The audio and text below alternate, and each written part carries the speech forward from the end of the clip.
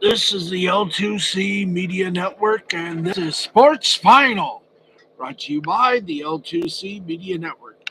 Now, with the headlines from with the details that make the headlines in the sports world look good, here's our host, Steve, the Baxman Baxter.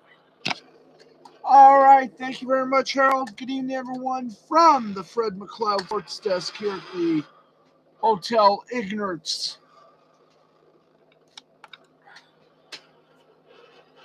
How's it going, everybody? Steve Baxman Baxley here. And if you'll pardon me for just a few short, shiny little mementos, I have got to take a little video here of our floor director, camera cat, Uno. She is riding my fan.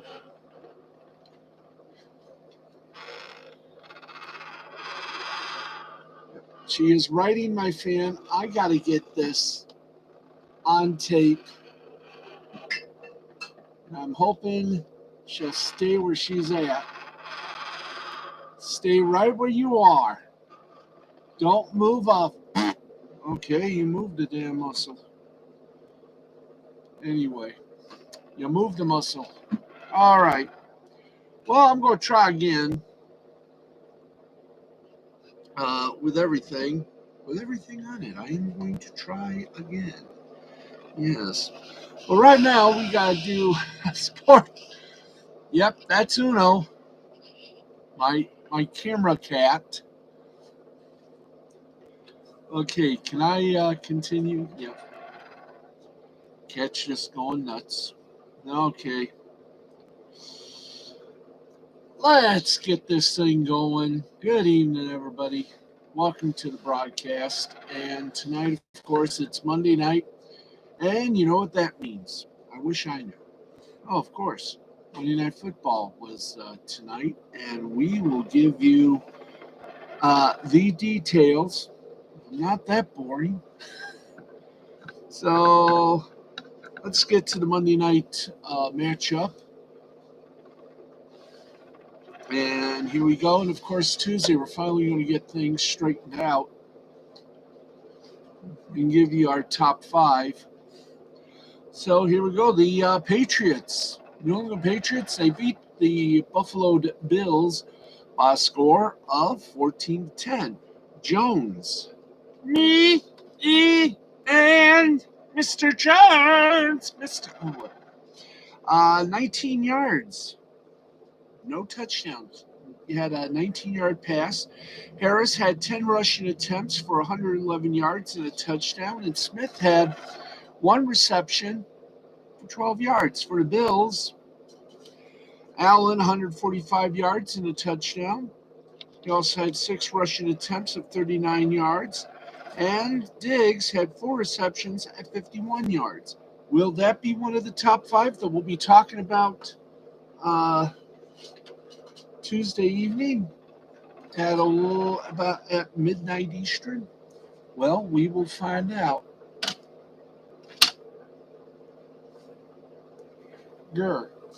Anyway, we got a lot to do and a lot to talk about. So, without further ado, let's get you our scoreboard. And as always, it is presented to you by the kind and considerably talented men and women of Caesar Sportsbooks. Remember, Caesar Sportsbook, we are all Caesar. And we are all going to our basketball segment, which means we got college, we got pro, we got G League. So let's go to the pros first. Get everything all nice and notified. Like right now, let's. There we go. Thank you, boys. All right, let us rock and ride. Yay. 4:20 left to play in the third quarter. Hey, it's 4:20. Smoke them if you got them. Eat them if you bake them. And the Los Angeles Clippers lead the Portland Trail Blazers 71-68. 3:03 left to play in the third quarter. It is Golden State Warriors over the Orlando Magic 94-69. Bing that bell. Ha ha. Thought you were going to get away, didn't you? Well, you don't. There you go. All right. The Oklahoma City Thunder beat the Detroit Pistons 114-103. In overtime, it was the 76ers over the Charlotte Hornets, 127-124. Washington Wizards over the Indiana Pacers, Indiana Pacers over the Washington Wizards, 116-110. I'm going to get this right. Memphis Grizzlies over the Miami Heat, 105-90. Atlanta Hawks over the Minnesota Timberwolves, 120-110. Milwaukee Bucks, the defending NBA champion, Milwaukee Bucks, defeated the Cleveland Cavaliers, 112-104. Chicago Bulls over the Denver Nuggets, 109-97. And the Phoenix Suns over the San Antonio Spurs, 108-104. All right.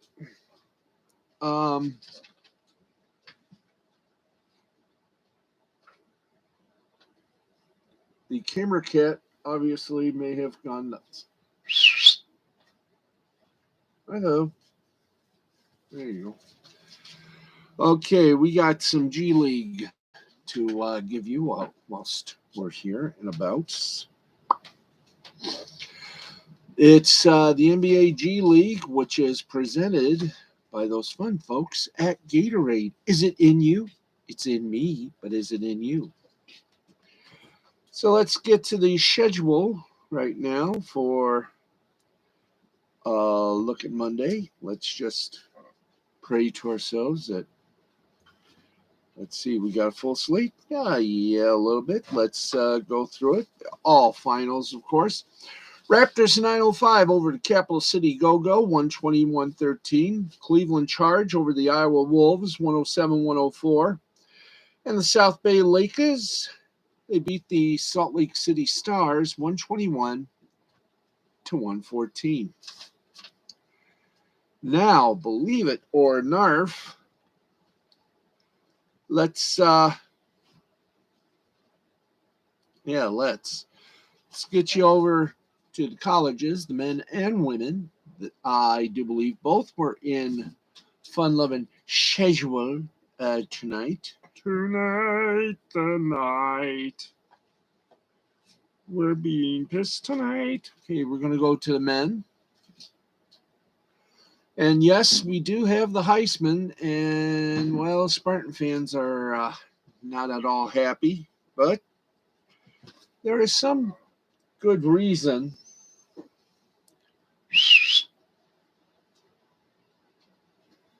There you are.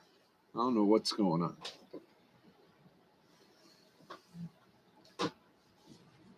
Were you chasing after somebody there, Uno? If I leave them in, will you dump these out? We'll dump them out in the morning. Oh. Yeah, why? Did they all go bad? They are stinking. Okay. Then we got to wash that out because I got to give that back to the person that owns it. We do. No. Who? That's somebody else's that they loaned us. Anyway, let's get you to the men. 14th ranked Houston over Alcorn State, 77-45. And Texas Southern beat 20th ranked Florida, 69. There's 69-54.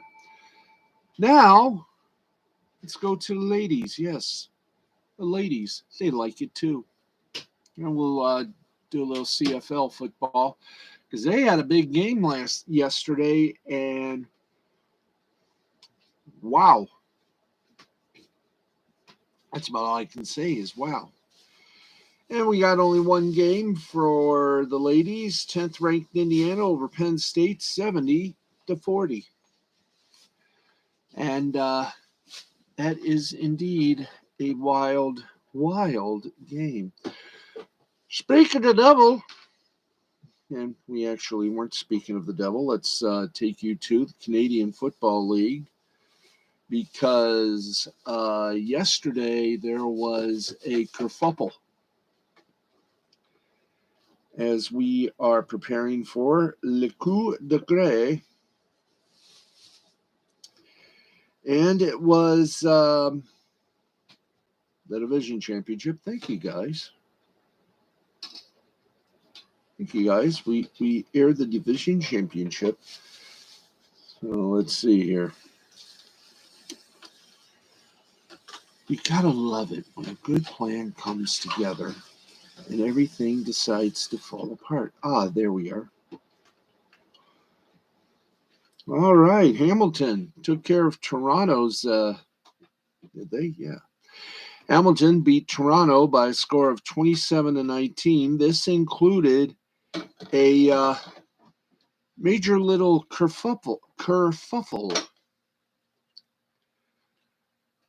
between both teams that the CFL plans on taking a look at to see if there's some action to take place against either Hamilton and or Toronto. And the next game was a not so wild one. Winnipeg finished off Saskatchewan 21-17.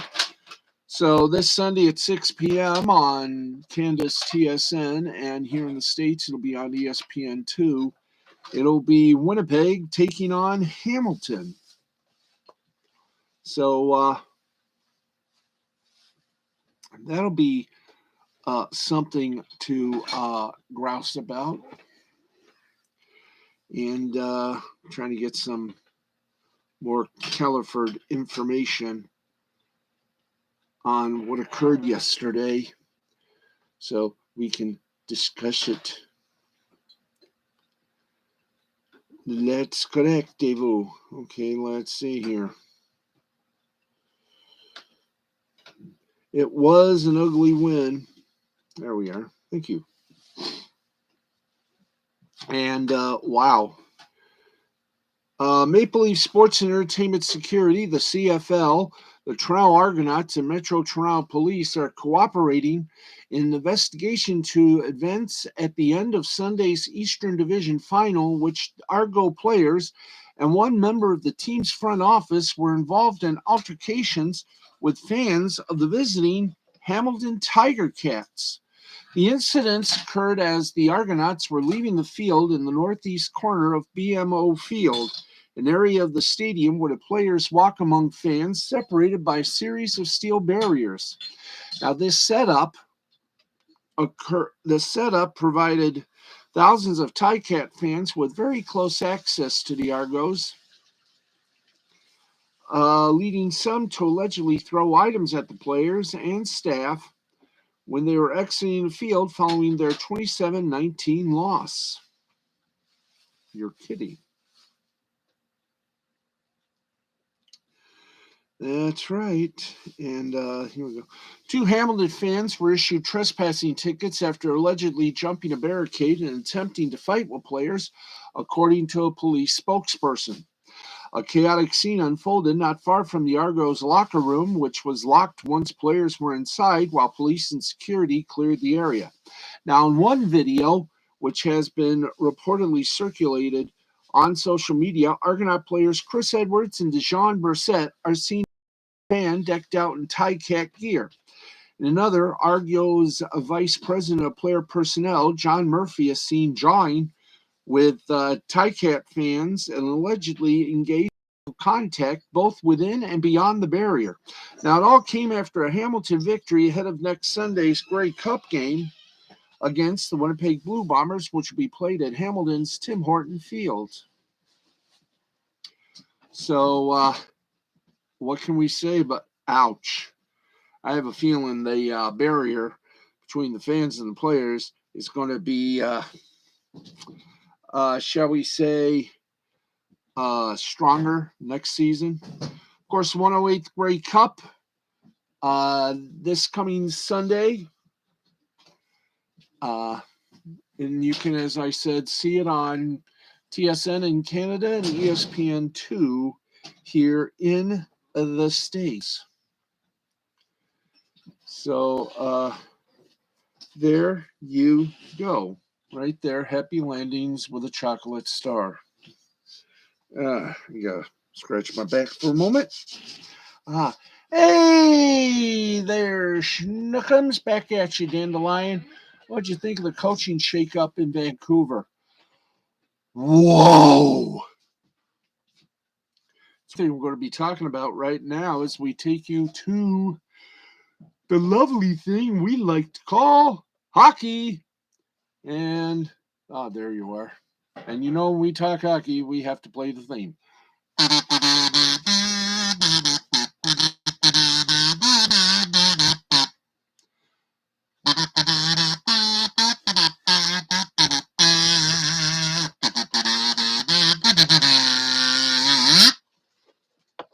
There you go. See, if we use a zoo, we don't have to pay. Okay, let's take you now from the hard time to the fun. And before we get you to the big old scoreboard of hockey from pro college, and the American Hockey League and the Ontario Hockey League, let's talk about that. The Canucks made some major leadership changes in both the front office and behind the bench. Earlier tonight, the team announced that General Manager Jim Benning, Assistant General Manager John Weisbrod, Head Coach Travis Green, and Assistant Coach Nolan Baumgartner have all been canned. We couldn't agree more. In coordination with the moves, the Canucks announced that Bruce Bordeaux has been named the team's new head coach. In addition, Scott Walker has been named as an assistant coach, while Stan Smile will serve as the interim GM, and Ryan Johnson will be the interim assistant GM. Now, Vancouver has begun a search for long-term replacements in the hockey operations department.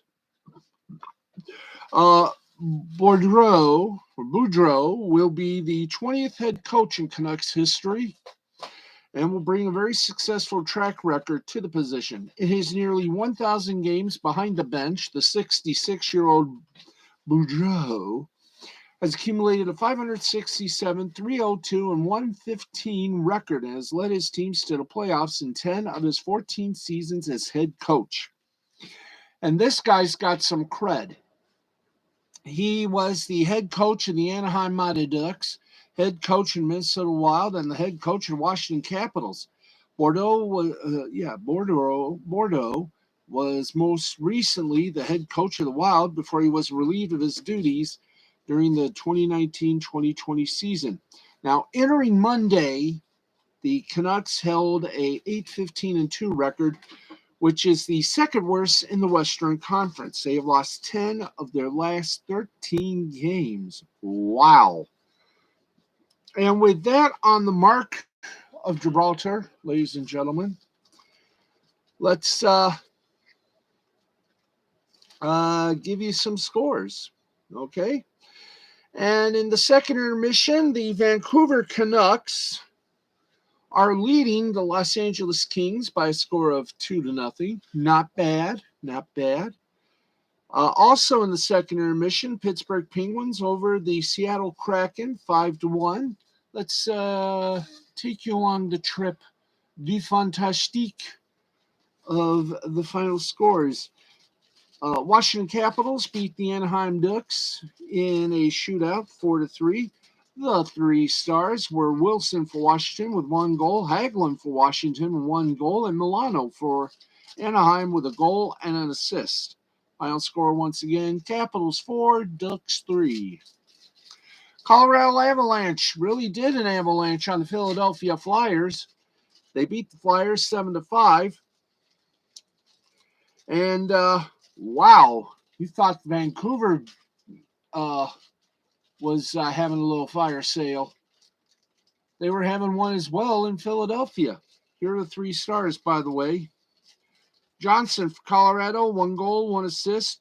Giroux for Philadelphia, 2 goals. And Makar for Colorado, 1 goal. Another shootout win, this time for the Ottawa Senators. They beat the New Jersey Devils 3-2. Norris for Ottawa is 1 of 3 stars. He did so great, they didn't tell us what he did. Kachuk for Ottawa, 1 goal, 1 assist, and Severinsen for New Jersey got 1 goal, and he plays trumpet. No, just kidding about that one. And let's pop this up before we go any further. That's right, the Philadelphia Flyers have reportedly decided to fire head coach Alain Vigneault. The team, which has lost 8 consecutive games, is moving on from Vigneault in the middle of his 3rd season at the helm of Philly, according to that lovely bastion of honesty, the Associated Press. According to Charlie O'Connor of The Athletic, assistant coach Mike Yeo will serve as the team's interim head coach. The Flyers' most recent loss came on Sunday when they fell 7-1 at the hands of the Stanley Cup champion Tampa Bay Lightning. The 60-year-old Vigneault was hired back in 2019 after Flyers parted way with Dave Hextall. Overall, the team has played well under him as the head coach, put together a 74-24-19 record in his 3 seasons with the club. But that doesn't excuse the current slide that Philly is in. Flyers are currently in 7th in the 18 Metropolitan Division with an 8-10-4 record, 20 points. Philadelphia returned to the ice on Monday, and they beat Colorado. They did? They beat Colorado? Well, shush my mouth. Let's see what else it says here. Vigneault led the Flyers to a 41-21-7 record. We've already done that. During the 2019-2020 season, the franchise finished 2nd in the Metropolitan Division. After the resumption of the season due to COVID-19 pandemic, the Flyers defeated Les Canadiens de Montreal in 6 games of the first round before losing to New York Islanders in 7 games in the second round. Meanwhile, the coach's reported interim replacement, does have NHL head coaching experience. He has a career record of 216, 181, and 55 as he spent time as the head coach of, you'll never guess, the Minnesota Wild. And, of course, St. Louis Blues. Most recently, served as the Blues head coach from 2016 to 2019, but was relieved of his duties after 19 games during the 2018-2019 season. The more things change, folks, the more they reluctantly must stay the same. Yes, indeed. All right, let's keep things on the key roll here. And as we talk hockey, and we do talk hockey, folks, we have to, it's our blood. Let's give you some hockey scores. Thank you. And there are no scheduled games tonight, so yay. What about the women hockey? Get back up there. Is there a way we can get back up there? Yeah, what about the women hockey? Come on, people. We gotta have. It's gotta be. Nice little. Yeah. So, do we have any women's hockey scores to give the fun-loving little enjoyments that we have so well in this? Let's check it out. Boom, boom. Hey, I love this. The buttons, they work. No games scheduled in the women's college. Boo. Okay, then let's take a trip to the minors. Go over to the American Hockey League. So hockey news and hockey scores. Oh, you want hockey scores? We got them for you. We did, of course, the NHL. Gave you some NHL news.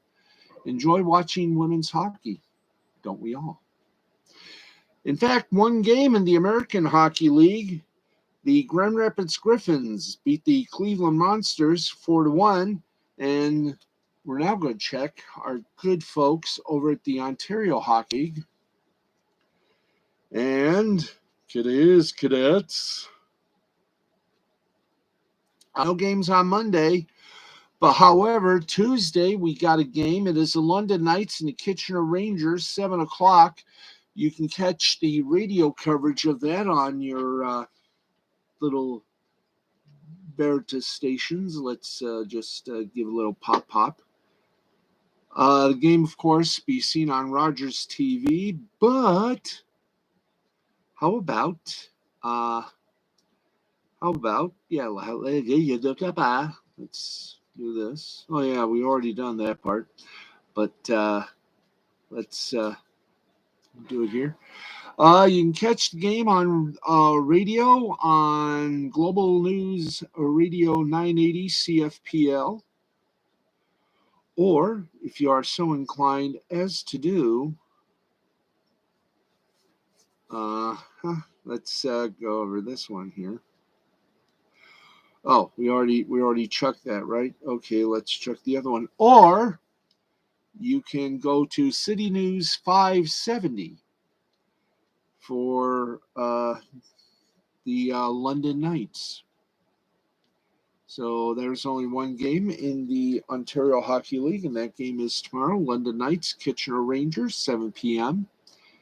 on City News 570 and Global News 980 in London and Kitchener, respectfully. So guess what? We done basketball. Basketball segment is done. We done hockey. Hockey segment is done. Let's give you some headlines. We gave you a couple of those headlines right now, but this headline we do with love. Burp. Did we check basketball? No. Let's we checked basketball and we checked basketball and we gave you the women's basketball scores. Only about total of 3 games tonight. Speaking of which, let's get you with some headlines here before we do everything else we can to keep this program going wildly. By the way, Nick Ricada and his Lost Blaming the Interwebs broadcast is commencing right now. And right now he's talking about the Chad Reed versus Kyle Carruth lawsuits. Gorsuch terrifies a law professor, and did Preston win? Find out. Nick Ricada, the humble Minnesota attorney / lawyer, or one and the same, host a wonderfully wicked, weird, and lessened program. And by lessened, I mean you get to learn something. What it is, I'll never know. But Nick Ricada is pretty damn good at what he does, and he has a great following. He is on midnight Eastern, 11 Central, 8 Mountain, and 7 Pacific time on the Ricada Law channel here on YouTube. He is funny. He is unpredictable, much like we are at this moment. So let's get to the headlines and get to some international sports. The latest domino in the coaching carousel has fallen and finally got up. Miami announced Monday, to no one's surprise, that Oregon coach Marty return home and take over the Hurricanes. Now, in taking the Miami job, Cristobal replaces Manny Diaz, who surprisingly or unsurprisingly fired Monday morning after 3 seasons leading the Hurricanes. Cristobal, who won 2 national championships as a Miami player between 89 and 92, was 35-13, 23-10 in the Pac-10 in 4 seasons leading Oregon. Diaz finished 21-15, 16-9 in the ACC, but won 5 of his last 6 games this season. So he was just hired, and now he's just fired. Cristobal's hiring comes at a tumultuous time for both the coach himself and the Hurricanes. Miami's negotiations with Cristobal became extremely public for an extended period of time over the weekend, despite Diaz still being employed by the team. Oops. You know what we say with that.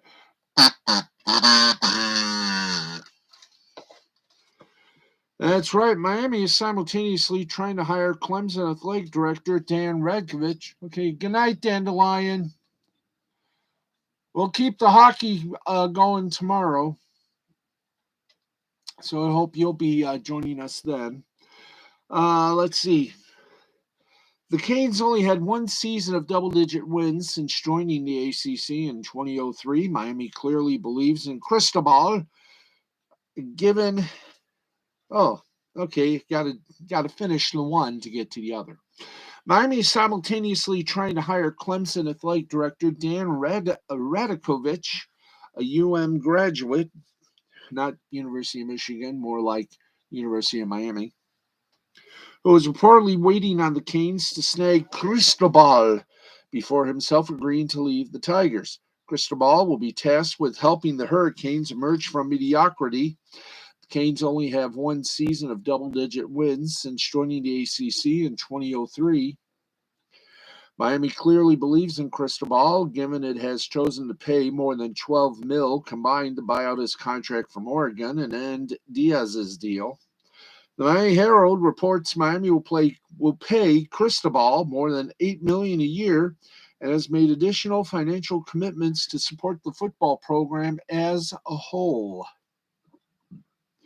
Miami entered the 2021 season regarded as a top contender in the ACC Coastal. However, a disastrous 2-4 start doomed its chances of competing for a league title and national relevance. The Canes did win 5 of their final 6 games, a stretch that included victories over ranked foes North Carolina State and Pittsburgh, as Diaz finally identified the star quarterback in Tyler Van Dyke. Now, those victories and the team's resolve after a tough start suggest that perhaps Diaz would get another season as Miami coach, but with the athletic director Blake James fired, Diaz's future was already determined. Cristobal is a Miami native who spent 6 seasons as coach at Florida International before working under Nick Saban at Alabama, of course. From 2013 to 2016, he served as Oregon's offensive coordinator for a season before replacing Willie Taggart as coach. Cristobal previously worked as an assistant at Miami from 2004 to 2006 under Larry Coker. Now, beyond his obvious ties to the university as an alumnus, Cristobal's mother lives in South Florida. No kidding. She's been dealing with extended illness, and Cristobal has been making frequent trips to the area from Eugene, Oregon, which was a 6,400-mile round trip. Now, trying to pull off an athletic director change and a coaching change simultaneously is a very bold move, and the Canes should expect some ridicule for how they treated Diaz. However, if it all works out and Miami returns to prominence in a mediocre ACC, no one will remember the process, just the results. Should it fail, though, well, the Canes will receive an epic amount of blowback and endless jeers for their sloppy handling of the situation. Okay, I was gonna say something, compare it to another person, but we don't do politics on this show, thankfully. Now, Cristobal is a former offensive lineman, and while he was a player in the Miami program during its days of swagger, he isn't a particularly flashy coach. However, like Diaz, he's a Miami guy who is tied to the community in a way that few other coaches are to their respective universities.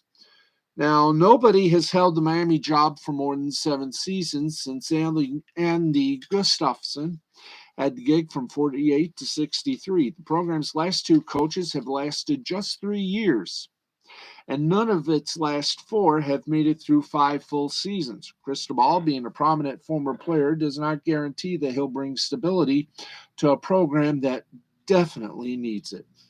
Now, Diaz is from the city of Miami and was the program's defensive coordinator before getting the head coaching gig.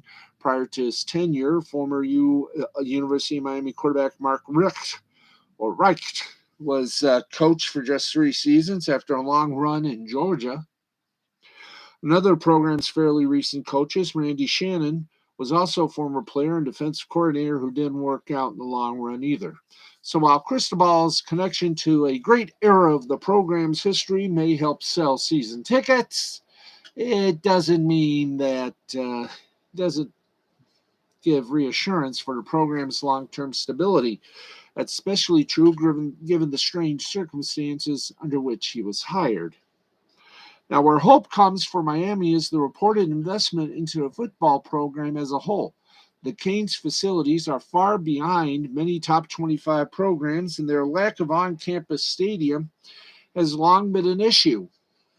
Now, however, there is a massive amount of talent for Cristobal, a top-tier recruiter to scout in South Florida and, of course, the state.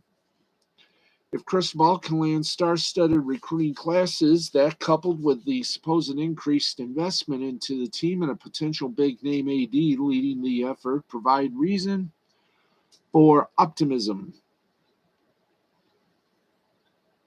And if you think the coaching carousel was just about done, Cristobal's decision to leave Oregon now opens up the best job in the Pac-12 North. And now the league's 3 best jobs will have changed hands in the same cycle, with Lincoln Riley leaving Oklahoma for USC, Kalen DeBoer replacing Jimmy Lake at Washington, and Oregon looking for a new coach. It's going to be a clean slate of sorts for the conference next season. Ooh, I can't wait. Now, that's not necessarily a bad thing. This season marks 5 straight that the Pac-12 have failed to get a team to the CFP.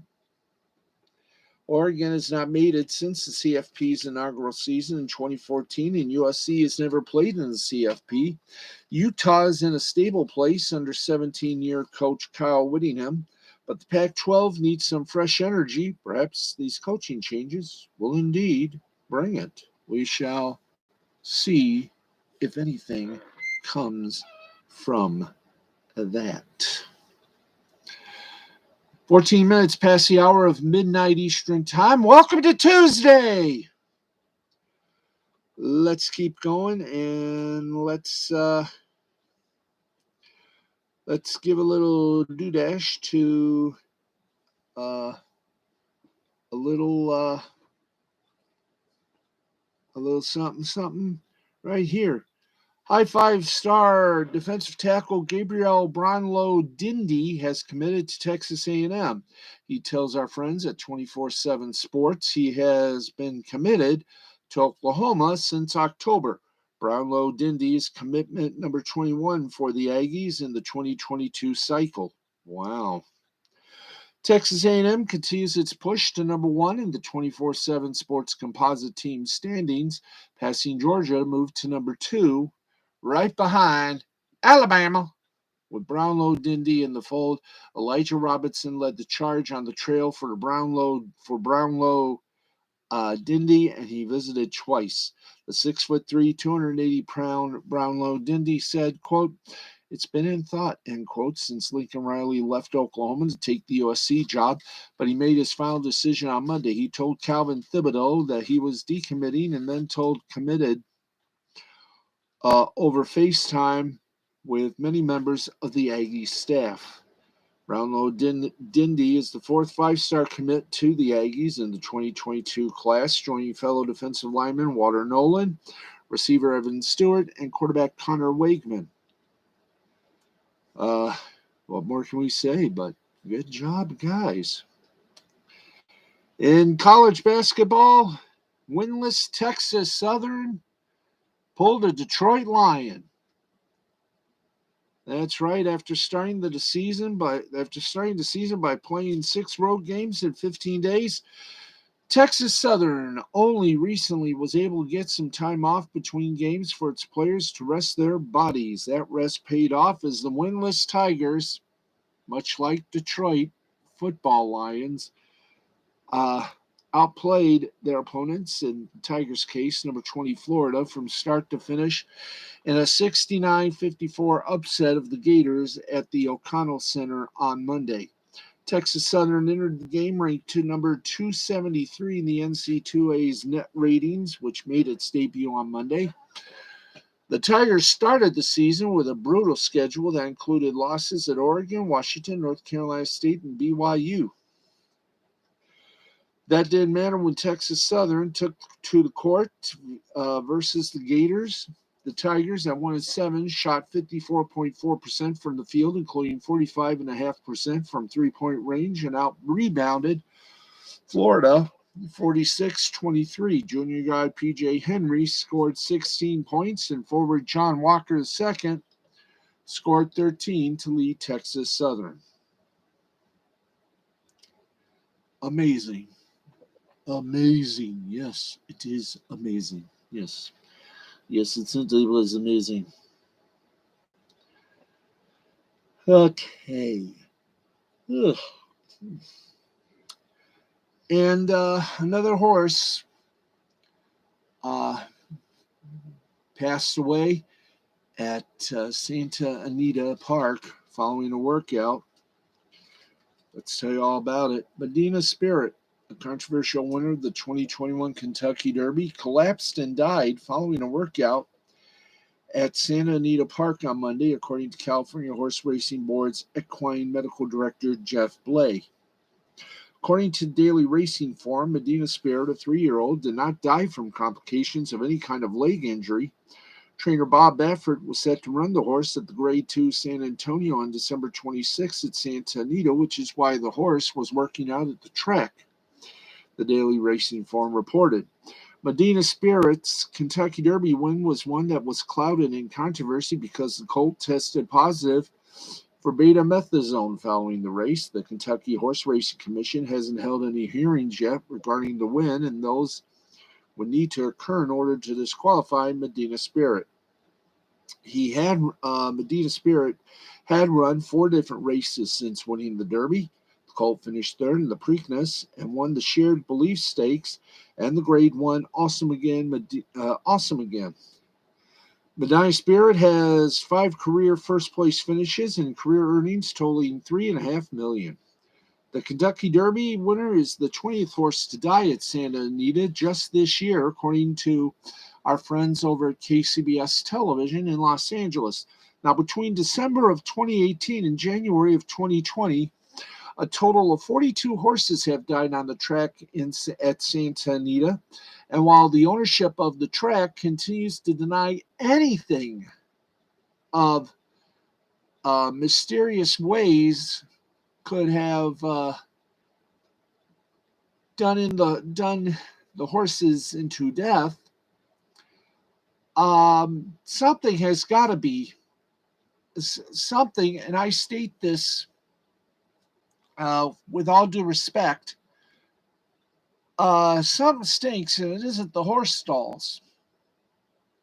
Something is not smelling kosher, if you know what I mean. I think you do. And I think the only way you're going to get to the bottom of it is if the track, and I'm sorry, but if it has to be, it has to be. Santa Anita needs to be closed. And a thorough, and I mean thorough, investigation needs to be done on that place, because if I can find the stats again, it is shocking that no one has, here it is, no one has ever said anything about it. Again, between December of 2018 and January of 2020, 42 horses have died on the track in Santa Anita. This horse, Medina Spirit, is the 20th horse to die at Santa Anita just this year alone. So that is about, if I haven't flunked math, that's about 62 horses total. Now, I'm no Detective Columbo or Sherlock Holmes. Well, when you got stats like that, you got to say it, and you got to be brave enough and have the cojones, the balls, to say it to the ownership. There's got to be something wrong with that racetrack. Because 62 horses in total from 2018 to the 20th horse, Medina Spirit, to die this year. Something ain't kosher at Santa Anita, and it needs to be closed where thorough and unhindered investigation takes place. I don't care if you bring in bulldozers and dig up the place.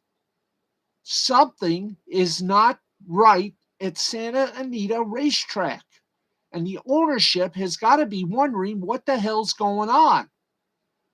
And if that track continues to remain open and more horses die, then there is no doubt there is something wrong with that racetrack. So it's better you lose a little bread before you lose something else. That track's got to be closed, and an investigation has to be done to find out what the hell's going on. Is it in the water? Is it in the sewage treatment? Is somebody not cleaning out the horse stalls? Or is it something else that they're trying to cover up? Something has got to be done. It's got to be done now. Or you're going to have more horses dying and more questions than answers. I give my opinion, and my opinion is this, and I'm not alone in it. I think the ownership should look at this and say, wait a minute, we got to close this track down. We got to close it down for as long as it takes. Yeah, we'll take a loss, but we got to find out what the hell's going on. Why are all these horses all of a sudden dying in our track? Is it the track itself? Is it the soil? Is it one of the people handling the horses? You won't know unless you close down that track. And if you don't close it now, how many more horses are going to die at that track before the management, the ownership decide something ain't right, something ain't kosher, something is stinking. We got to get this and nip it in the bud. Shut it down. Let the investigators come in, take as long as they want, and find out what the hell's going on. Why are these horses all of a sudden dropping dead?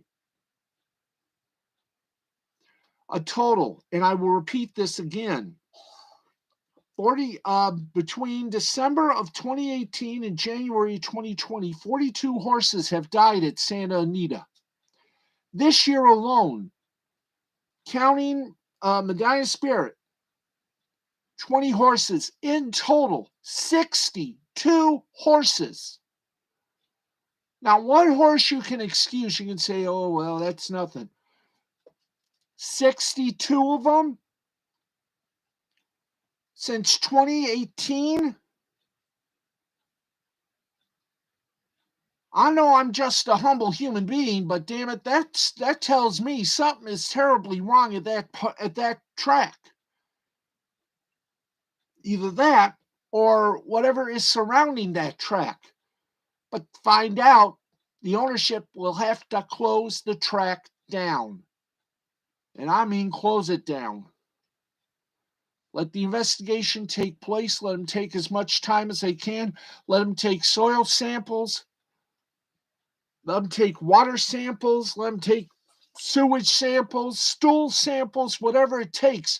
You got to find out what the hell is killing those horses at Santa Anita. And if you don't now, when?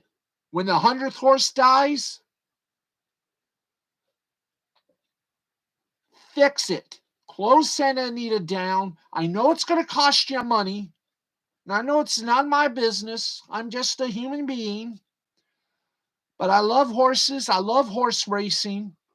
There's got to be something wrong with that track. And until we find out, that track's got to be closed down.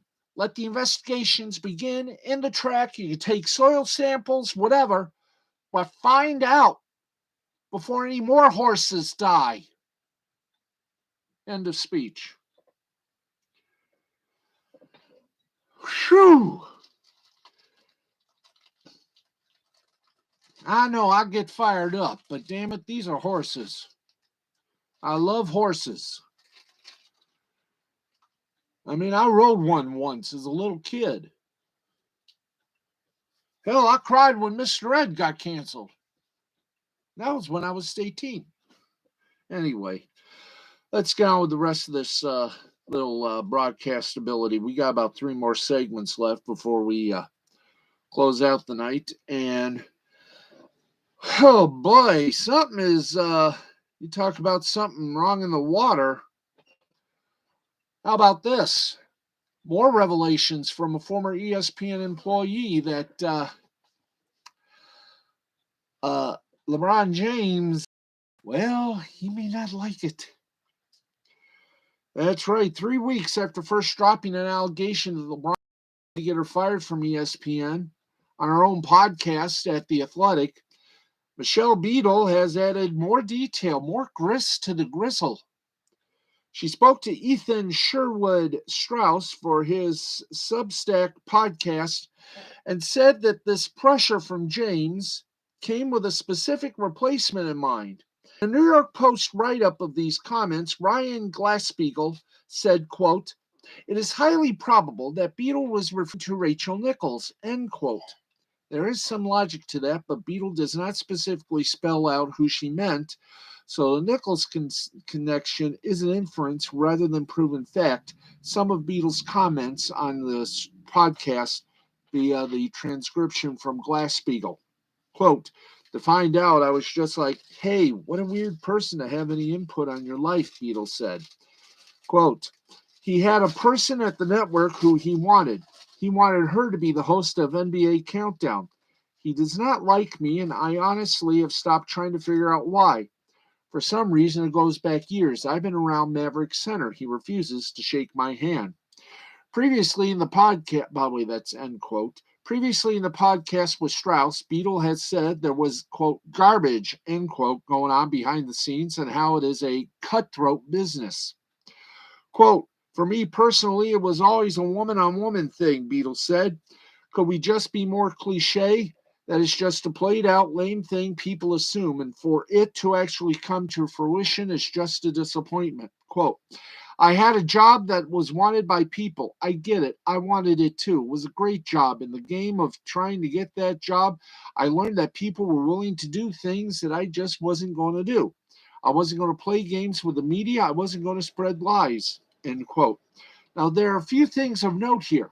For one, yes, we've seen before that James and the people he employs have a small set of specific media people they're willing to work with, as was the insistence on non-ESPN employee Jim Gray, formerly with NBC, CBS, ABC, hosting The Decision on ESPN, if we all remember that, where he took his ball and went to Miami.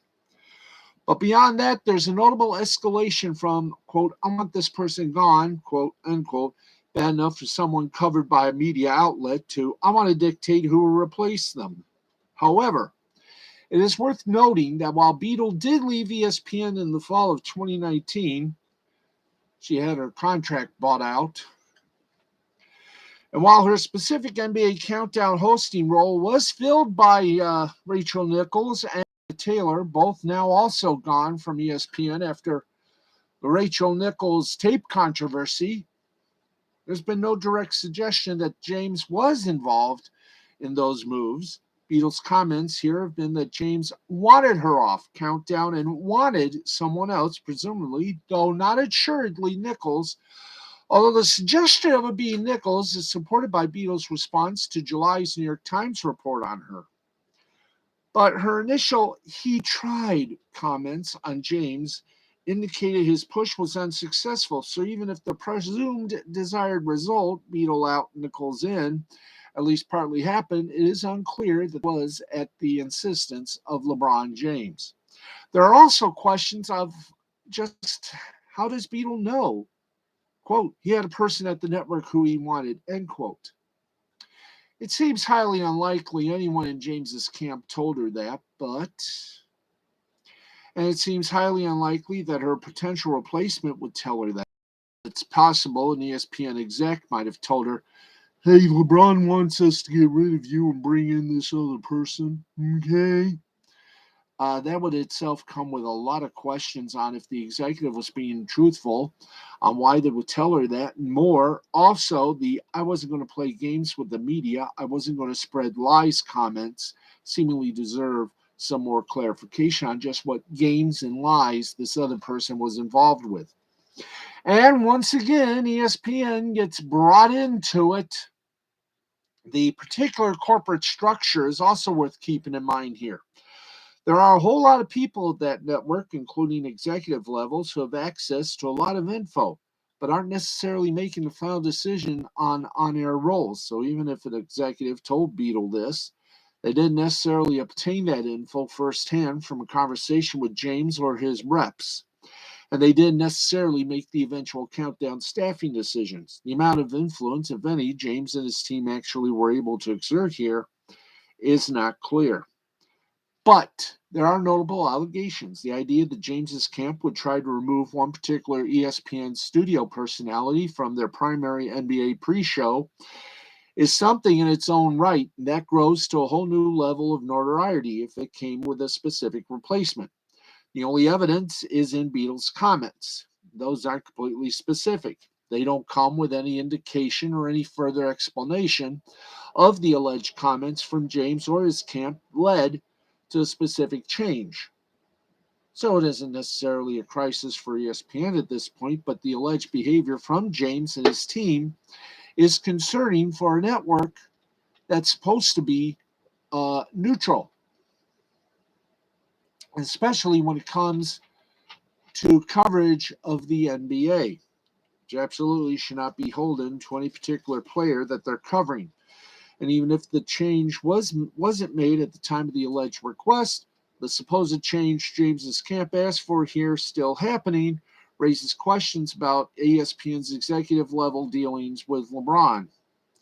At any rate, it is significant that Beadle is now being more specific in her comments about James's alleged attempts to exercise undue influence on ESPN. There is, unfortunately, nothing here that rises to a level of impropriety in any way, shape, or form on the part of ESPN. Beadle hasn't yet claimed that her eventual buyout and partial replacement with Nichols was about James, or even that James's supposed demands led to any actual action by the four-letter monolith. But it is definitely notable that she's spelling out more of this than ever before, which leads to another question. Just how much real due influence do the faces of the NBA, from, say, a LeBron James to Russell Westbrook to some other individuals, have on a broadcast or a broadcast team for a national sports network? We'll just have to wait and see what happens on this one. But this is intriguing, if not interesting indeed, to point and counter. So, as I say, please stay tuned. There may be more than this to come. You can be assured. Okay, let's we got about a minute left on the broadcast. You think we can do okay, we'll do a little soccer news for you, because we talked a lot. So let's well, where are we here? Okay. We'll just do the soccer here, and then we will go deep into the forest of dream and sleep, the victorious sleep of night. Okay, let's get you caught up in some of the action from Monday night. The Premier League, Everton over Arsenal 2-1. In the FA Cup, Boreham Wood over St. Albans City 4-0. Spanish La Liga, Getafe and Athletic Bilbao were goose eggs. And in Turkish Super League action, it was Göztepe 2, Gaziantep 1, and Konyaspor 0, and Yeni Malatyaspor also 0. Okay, and we will handle our final segment in due spirit. So we can get out of here. In Italy, it was Empoli 3, Udinese 1, and Cagliari and Torino ended up in a 1-1 tie. Hockey, Swedish hockey in overtime. Linköpings defeated Luleå 2-1 in the Swedish Hockey League. And guess what? We did it. Let's repeat the final score from Monday Night Football. The New England Patriots beat the Buffalo Bills 14-10. I'm Steve the Baxman Baxley. That is Sports Final for tonight. And Sermonette. Sports Sermonette. There you go. So thank you very much. We're back tomorrow, probably midnight Eastern. So please remember that. We'll see you all tomorrow. This has been a presentation of Mystifying Creativity Productions in association with the L2C Media Network and L2C Sports. For everybody who's a part of this little shindig, I'm Steve the Baxman Baxley saying thank you, good night, God bless, and sleep tight, America.